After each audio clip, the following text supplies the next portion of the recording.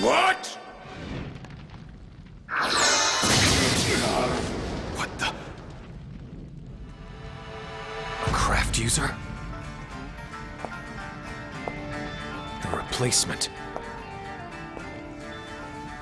It appears that the result of the Ring of Ogam has been rewritten into Sieg. This is my field.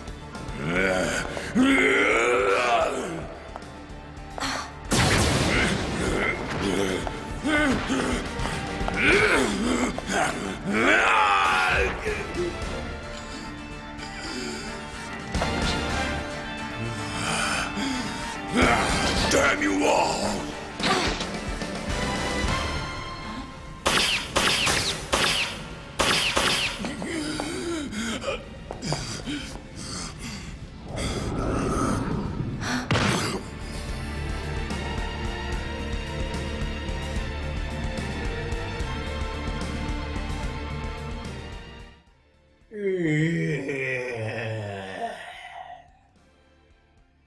You know, you would think that I would like this show.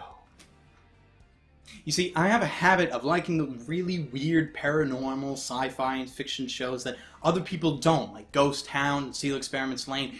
So you'd think that a show about hunting witches in the style of Standalone Complex, done by the same production company that brought us Bebop, Gundam, and Code Geass, directed by the same guy who directed Ergo Proxy, and has Crispin Freeman in a lead role, that I would love the shit out of this show.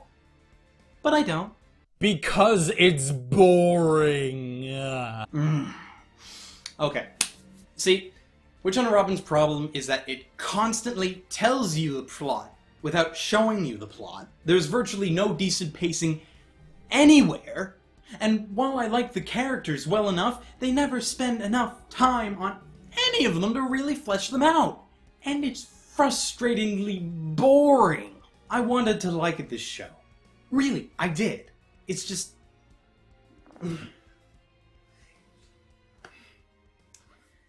Here we go. So it starts off interestingly enough. We are introduced to an organization known as the STNJ, that before the show even started lost a member of its team who happened to be the partner of its main hunter, Amon. What I find hard to believe about all this is that all we know about his previous partner is that they existed.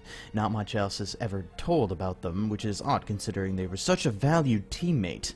I know that seems like an odd thing to nitpick about, but it just bugged me. Regardless, the Italian branch of the same organization sends a new hunter to replace the old one, and her name is Robin. So we, as the audience, are brought into this world through Robin's eyes as the newcomer to the STNJ, as this makes it a lot easier to explain what it is that the organization does. Which, to put it plainly, the STNJ does to witches what Section 9 does to cyber-terrorists. It finds them and deals with them. I say deals with them because in Japan they have a special place known as the Factory, in which they send all the witches they catch, rather than just kill them like apparently everyone else in the world does. But unfortunately, the first half of the show is presented mainly in a Monster of the Week type format. The episode starts, there's a new witch that has some new power, and it's up to the STNJ to stop them, huzzah!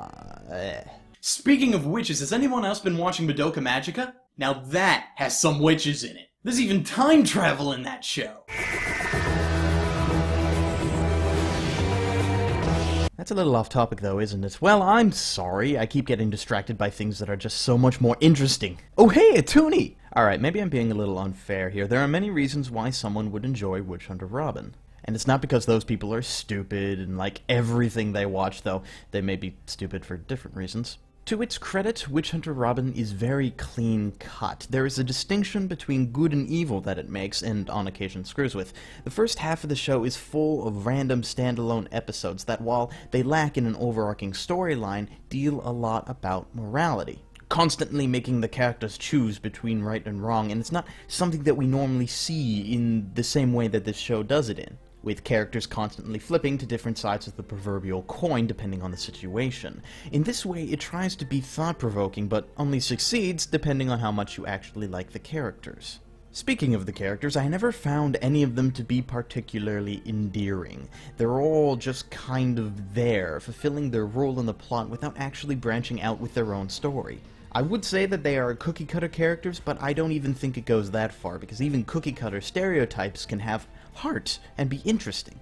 The voice acting doesn't really help this much either, in either language no less. Let's take Robin for example. In English, she's portrayed by Kari Wahlgren, who plays her in a very emotionless Yuki Nagato kind of way, and it just never sat well with me. Now, I thought it was just because of how Kari portrayed the character, but oh no, just a quick click of the button to switch vocal tracks to prove that the Japanese Seiyu was the exact same way. Quiet, straight-faced, reserved, emotionless.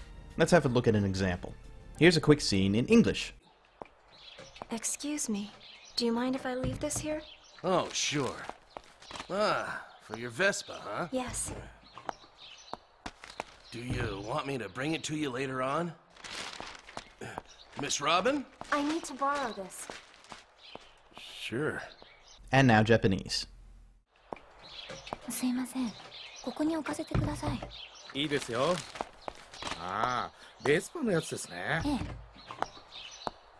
後で私が届けてあげましょうか。あ、ロビンさん。これ借りるね。You see what I'm getting at? Maybe? Sort of? No? Whatever. The rest of the dubcast is actually really good with veterans like Dave Wittenberg, Jameson Price, Johnny Bosch, Michelle Ruff, Wendy Lee, and of course, Crispin Freeman. And they do what they do best, but you could have the most interesting pet rock ever. It is still just a rock. It doesn't do much.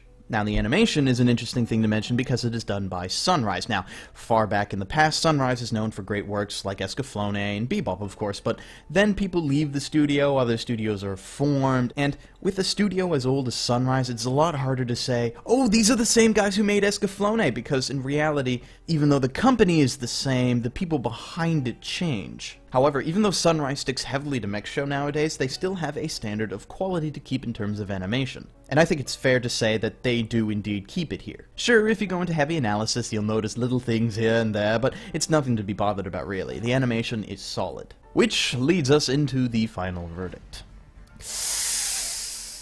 Yeah, okay, so for Witch Hunter Robin, the animation is solid, the dubcast is great, the setting takes popular elements, which it uses well, and if you're a paranormal fan, you will probably love it. Unless you are someone like me who constantly gets unimmersed by the slow pacing, awkward characters, and the extremely episodic first half. Though admittedly, it does pick up near the end if you pay attention. But if you don't pay attention, the ending will probably just leave you sitting there confused. Overall, as much as I know there are many people out there who just love the show, I still have to say give it a rent. It's worth watching to see if you like it, but I can't recommend that everybody buy it. I just can't. It's decent, leaning on the good side, but nothing mind-blowing. Some may agree with me, others may not, but either way, that's it from me. And until next time, stay frosty, everyone.